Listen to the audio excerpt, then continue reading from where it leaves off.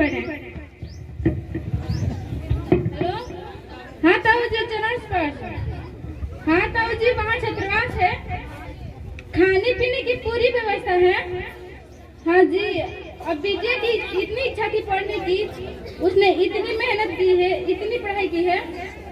जी ताऊ जी, बाबूजी से बात कर ली है मैंने। ताऊ जी बड़ी नाराज। हाँ वो बाहर भेज रहे हैं ना।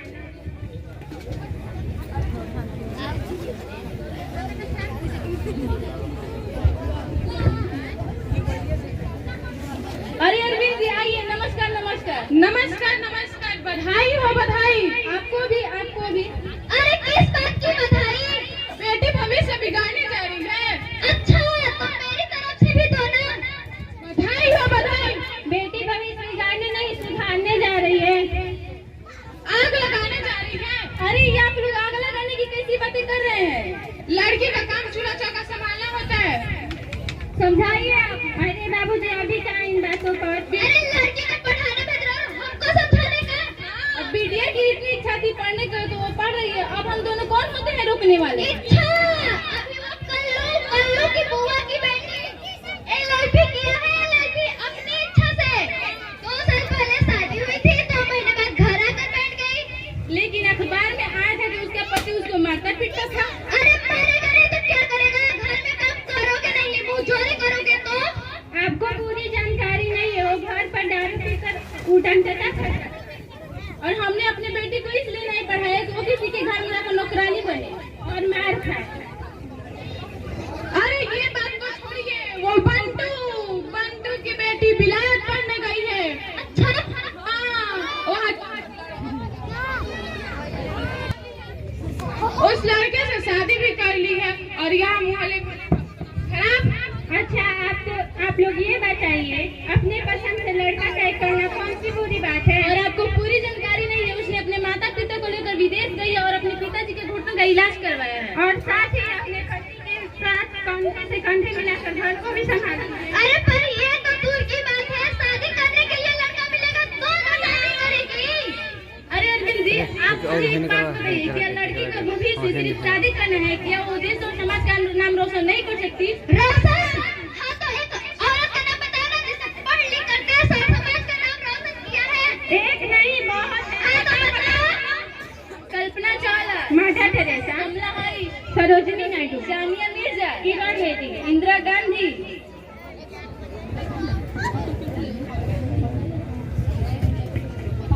की शुरुआत हो रही थी तब भारत में रैदास और कबीर के आने के बाद अब सावित्रीबाई 3 जनवरी 1831 को जन्म लिया। वो पढ़ना चाहती थी, लेकिन उच्च वर्ग ने नीच वर्ग की शिक्षा पर अपना अधिकार जमाए रखा था। फिर भी वो पढ़ना चाहती थी। अभी आपने देखा कि कुछ लोग समाज के कुछ बात कर रहे थे। उसमें कोई लड़की है जो परीक्षा पास की है, उसका नाम आया है। अब आप देखेंगे कि अगले प्रश्न में क्या हो रहा है, क्या देखते हैं। बाबा इसमें गलत क्या है?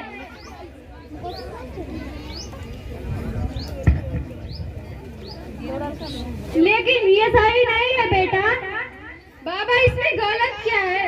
लेकिन शास्त्रों में लिखा है पढ़ाई लिखाई लड़कियों की काम की चीज नहीं है। ये बात आपको पंडित काका ने बोली होगी बाबा। राम राम राम, वो ब्राह्मण देवता है बेटा, उनको ऐसा नहीं बोलते। वे धरती पर भगवान के दूत है और ये पढ़ाई लिखाई लड़कियों की काम की चीज नहीं। इससे तुम्हारा अनिष्ट होगा बेटा। पर बाबा इससे केवल मेरा अनिष्ट और इतने सारे लड़के विद्यालय पढ़ने जाते, उनका तो अनिष्ट नहीं होता बाबा इससे।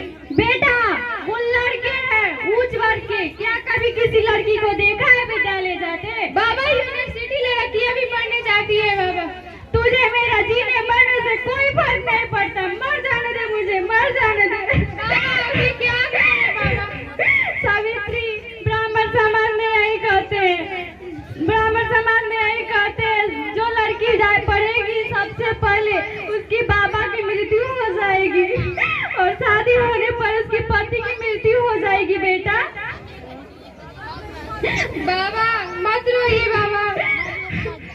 सावित्री, मैं तुम्हारे लिए घर समाज के सामने कुछ देर ठहर सकता हूँ, लेकिन धर्म के आगे ठहरने की मेरी हैसियत नहीं बेटा, मेरी हैसियत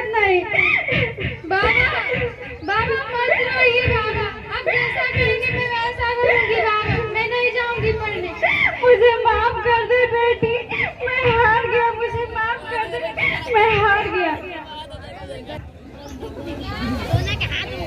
जो उन्हें बहुत बहुत खराब लगा। और अब अगले दृश्य में देखिएगा कि वो कैसे आते हैं घर और क्या कहते हैं अपने पत्नी से।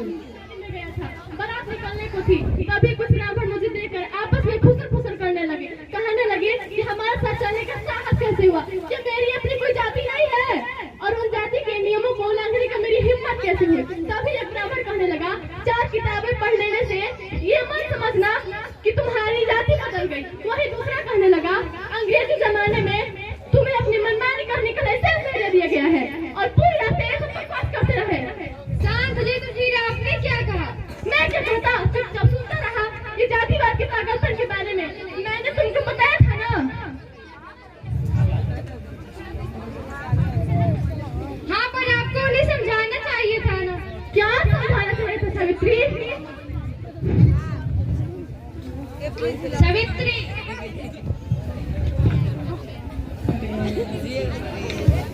हमने जाति के लोग हैं बेटा, उनकी बराबरी नहीं कर सकते।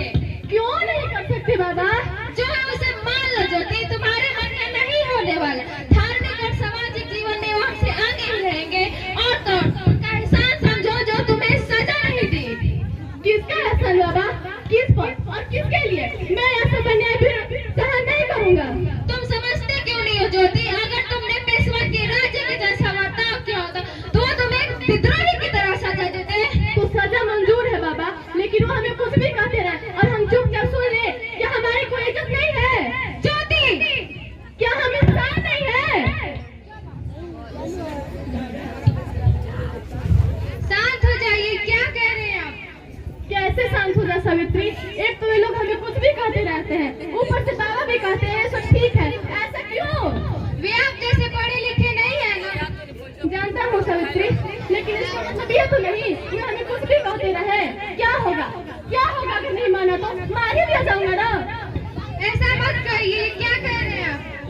सावित्री, मैं ऐसा अन्याय सहन नहीं करूंगा, लेकिन क्या इस लड़ाई में तुम मेरे साथ होगी? हाँ, मैं बिल्कुल आपका साथ दूंगी। हर कदम पर आपके कदम से कदम मिलाकर चलूंगी।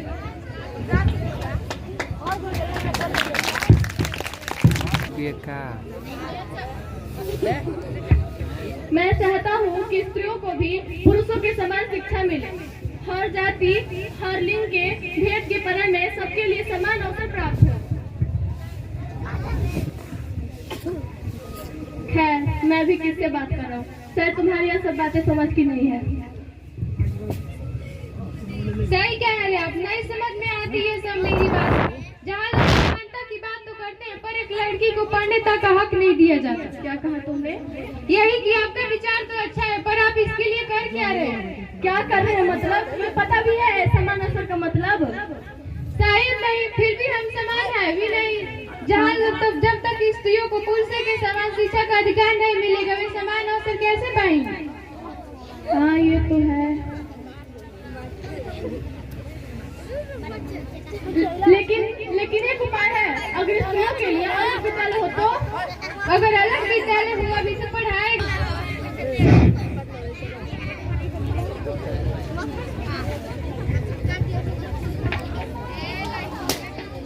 हाँ, तुम्हें आओ, आज हम इसे शुरू करते हैं। आज हम पहचानने के शुरू करते हैं।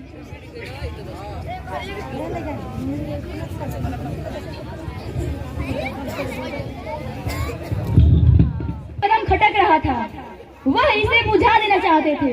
आप अगले दृश्य में देखिएगा कि कुछ ब्राह्मण सावित्री के पढ़ने के कदम से कुछ विचलित हो रहे हैं। बहुत ज्यादा वो सोच कब तक इतना समझी में रहोगे? एक दिन वो आएगा जिस दिन हमें भी नहीं पूछेगा।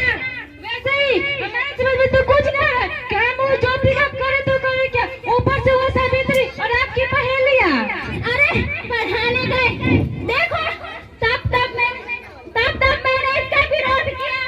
देखो ये हमारे लिए खतरे के घंटी बनने जा रहे हैं। अगर ये घंटी हमारे गले में बांधकर पूरे गांव में पागल साड़ी की तरह घुमाया जाएगा तो लोग हमें हंसेंगे, वो भी तालियां पीट कर हंसेंगे। तो हम फिर क्या करेंगे महाराज? करना क्या है? जो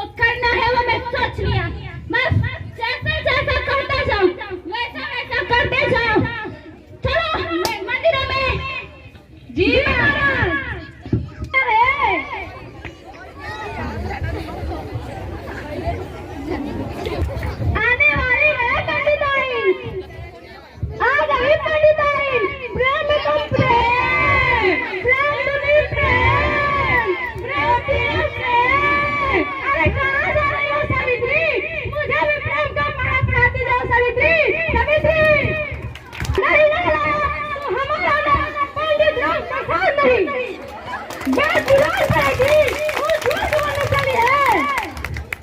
कहीं पूजन मत कराया है, कहीं पूजन मत कराया है, वो स्वर्ग बनेगी। आने वाली है शिक्षिका बनने, चलेगी शिक्षिका बनने, ब्राह्मण बनेगी, पंडिताई बनेगी।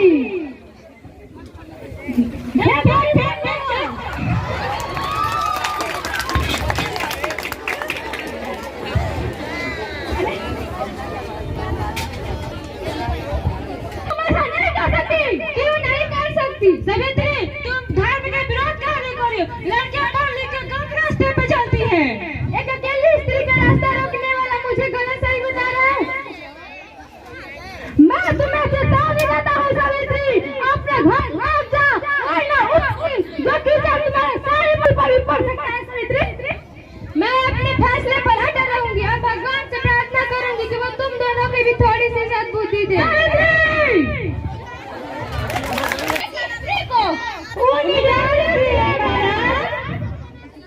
ऐसा लगता है मानो वो लड़कियों शिक्षा देने के लिए पैदा हुए।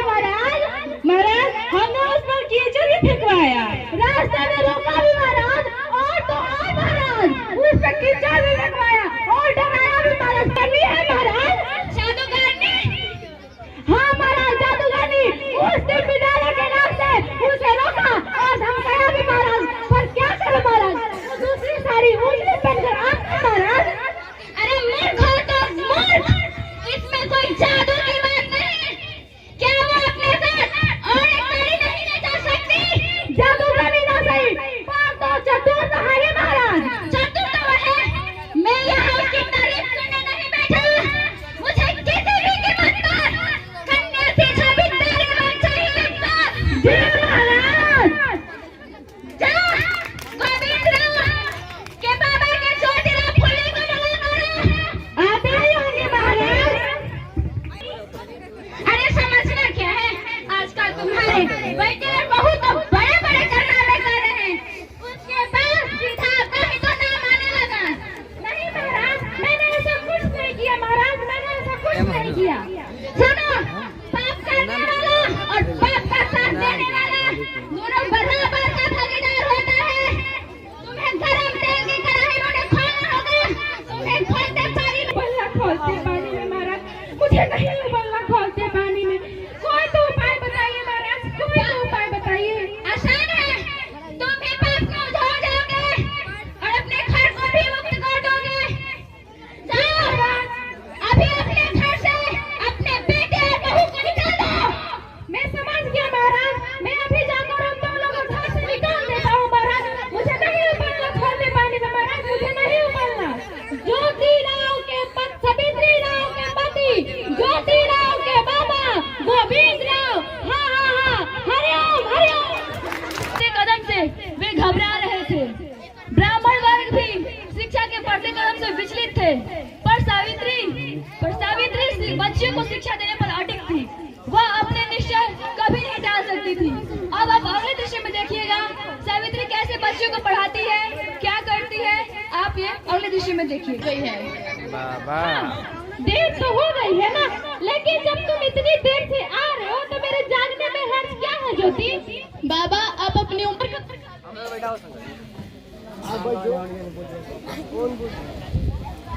अरे ठीक बा। छोड़ो ज्योति, तुम ये बता कि तुमने ये मुसीबत अपने पीछे क्यों लगा रखी है? मुसीबत? हाँ मुसीबत। सोचते हूँ कि मैंने तुम्हें स्कूल भेजकर गलती की है। अरे तुमने इस घर में पैदा होकर पढ़ाई तो कर ली, लेकिन तुम्हें सवित्री को पढ़ाने की क्या जरूरत थी? बाबा हम कुछ जो भी कुछ कर रहे हैं। अरे मत बताओ मुझे, समाज जिसे करने से मना करता है वही तुम करते हो। अरे रोज कई लोग मुझसे बगीचे में मुझसे मिलने आते थे। पहले तो शराफत से बात किया करते थे, लेकिन अब तो धमकियां देने लगे हैं। अब तो मारने पीटने तक की बात होने लगी है ज्योति। बाबा आप ये तो बताओ आपने किसी से क्या कहा है? नहीं, तमाशा खाने को क्या मिलेगा तुम्हें? काहे को तमाशा?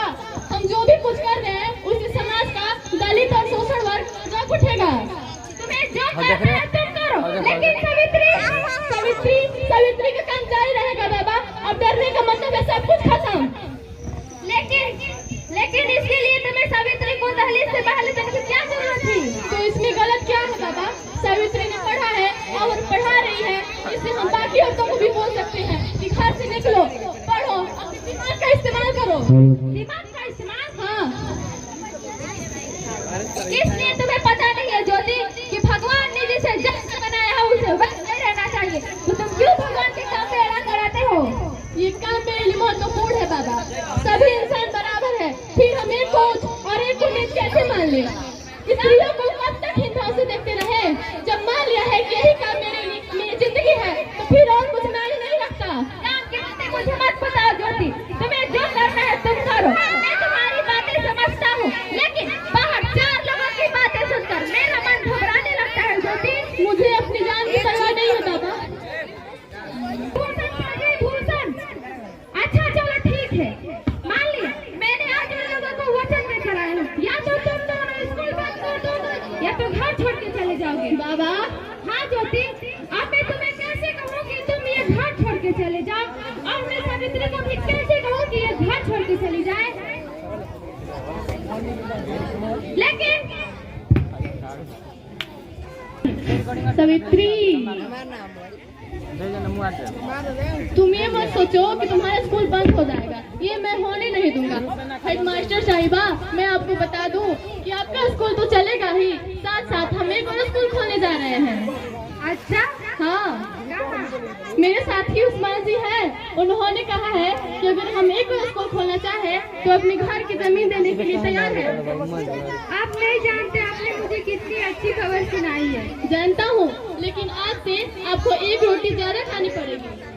वो तो है, लेकिन एक सच आप भी जानते हैं, जब मैं गरीबों के लिए, पुरखों के लिए, लड़कियों के लिए कुछ करती हूँ तो मेरी आँख पता नहीं कहाँ चली जाती है। ऐसा लगता है कि मैं उन्हें सब कुछ देकर पा रही हूँ। यही तो एक सच्चे शिक्षक की निशानी है, जिसे बांटने में आनंद प्राप्त है। इसीलिए तो कहते हैं बांटने से ज्ञान बढ़ता है। जी, बांटने से एक और चीज भी बढ़ता है। क्या? क्या? महाराज, बस महाराज, ये गोपीश गांव को डराकर हमने क्या कर लिया? फिर तो सावित्री और ज्योतिराव डांट कर नए 3 पत्र विद्यालय खोल रहे हैं महाराज। अब तो इनका जरूर कोई उपाय खोजना होगा, जरूर। हाँ महाराज, वरना ये नीच जाति वाले लोग हमारे सिर पर नाचने लगेंगे महाराज। अरे कल तक हम जिनकी परछाई पर पैर रखना पसंद नहीं करते थे, वे लोग हमारी आज रास्ता छोड़ने के लिए तैयार नहीं है। ऐसा ही चलता रहा तो महाराज हमारे खेतों में काम कौन करेगा?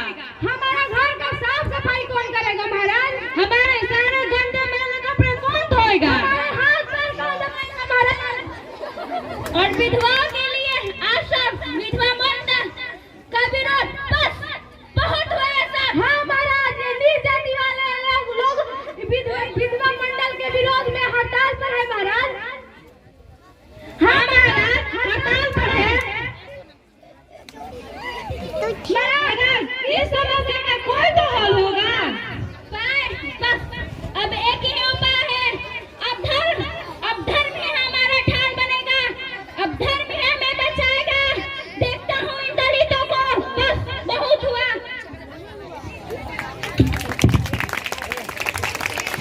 अरे लड़किया वो खाते थे ना, हम ये प्रसादी खाते हैं, तने बोला था उनके पक सब देखा था, वही के देखा था।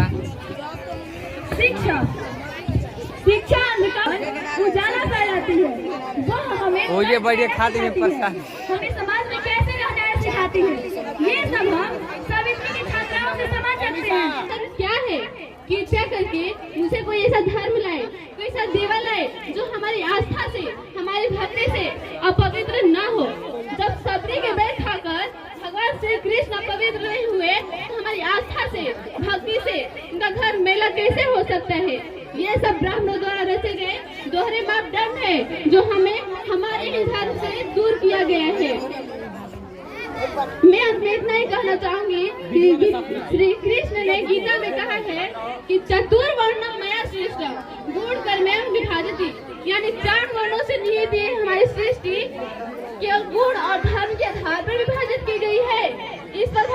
बिल्कुल नहीं कहते कि हमारी सृष्टि के विशेष भाग विशेष जाति में जन्म लेने से विभाजित की गई है। तो आप लोग इस नाटक के माध्यम से देखा कि शिक्षा हमें क्या देती है। शिक्षा हमें आवाज देती है, शिक्षा हमें आत्म